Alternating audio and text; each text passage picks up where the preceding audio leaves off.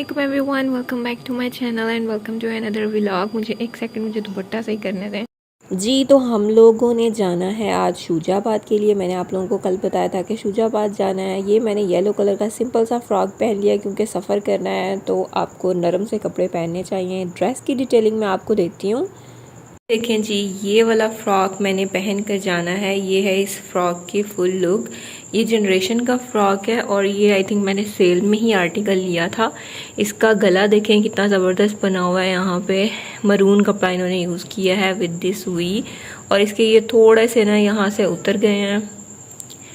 इसके स्लीव्स बिल्कुल simple straight से हैं और यहाँ पे इन्होंने सेपरेट कपड़ा लगा के उसकी डिज़ाइनिंग की हुई है। अगर आप लोगों ने अपने टेलर को देना हो तो आप इजीली दे सकते हो। ये देखें, फुल इसकी चुनटें दी हुई हैं। इसकी जो सबसे मज़े की बात लगी है ना मुझे, वो लगी है वो इसकी ये फ्रिल। ये देखें, यहाँ पे कपड़ा और लगाया हुआ है इन्होंने। यहाँ सेंटर में जो है ना, यहाँ सेंटर में उसने सेपरेट कपड़ा दिया और यहाँ कोई चुनट नहीं है, सिर्फ यहाँ इस साइड पे उसने चुनट दी हुई है। ये देखें, इस तरीके से ये फुल फ्रॉक की इसकी लुक बन जाती है। पीछे से भी ये सेम ऐसे ही है कि इतनी ही चुनट है और बहुत अच्छा रहता है गर्मियों में। मुझे तो फ्रॉक्स बेतहाशा पसंद है, इसलिए मैं हमेशा प्रेफर करती हूँ कि मैं फ़्रॉक पहनूँ और स्लिम एंड स्मार्ट दिखूँ। अच्छा जी, तो दुपट्टा मैंने इसके साथ वाइट और रेड मैच कर लिया था क्योंकि इसमें रेड कलर की वही पाइपिंग हुई थी और रेड दुपट्टा था। मैंने 2 रिंग्स पहन ली और रिंग ज़्यादा पहन भी नहीं सकते हैं आजकल के दौर में क्योंकि चोरी चकारी का डर होता है। बस जी, हमें काफ़ी देर हो गई थी शुजाबाद के लिए निकलते हुए। ड्राइवर का वेट कर रहे थे काफ़ी टाइम से। अब ड्राइवर आ गया है तो हम लोग निकलते हैं शुजाबाद के लिए और आपको रास्ते में मिलते हैं।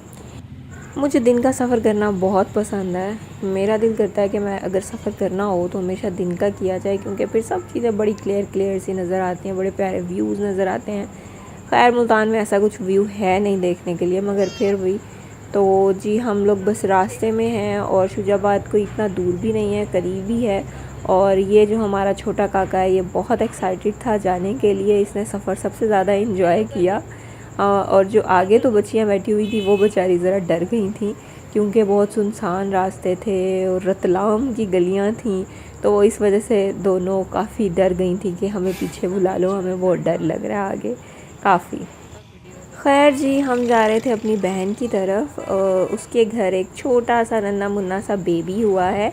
आफ्टर 10 ईयर्स, 10 साल बाद अल्लाह ताला ने उनको इस खुशी से नवाजा है। बहुत मन्नतों मुरादों वाला वो बच्चा है।